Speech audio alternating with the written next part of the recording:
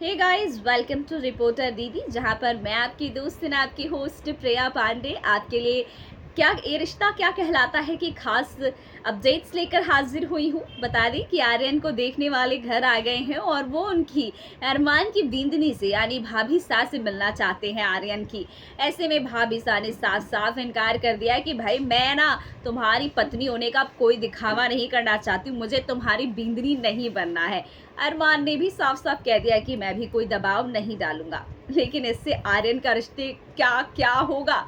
आर्यन काफी परेशान है और पहुंच गया है अपनी भाभी अबीरा के पास और उससे कर रहा है मिन्नतें कि भाभी प्लीज मेरे खातिर बस कुछ समय के लिए नाटक कर लो।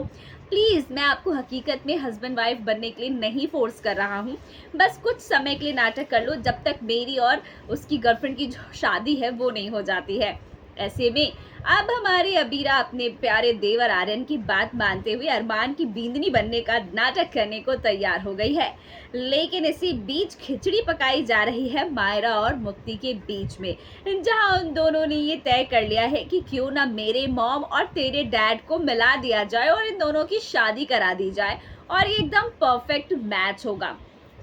मुक्ति ये सवाल भी करती है कि लेकिन मायरा, तू तो मेरी माँ से मिली भी नहीं है, फिर तू कैसे अब मेरी माँ को अपनी माँ बना लेगी। ऐसे में हमारी मायरा कहती है कि मॉम तो मुझे उन्हें नहीं बनाना है, जितनी बातें मैंने तुझसे सुनी है ऐसा लगता है कि मैं उन्हें पहले से जानती हूँ।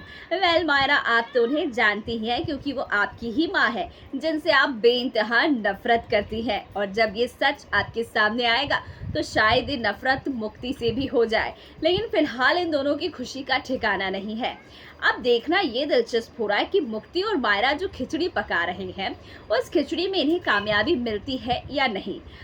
जब मायरा और हमारी प्यारी मुक्ति पहुंचेंगी पोदार हाउस अपने आर्यन की शादी में, तब होगा अबीरा और मायरा का आमना सामना। लेकिन क्या मायरा भी अब इस नाटक का हिस्सा बन जाएगी सिर्फ और सिर्फ आर्यन की शादी के लिए?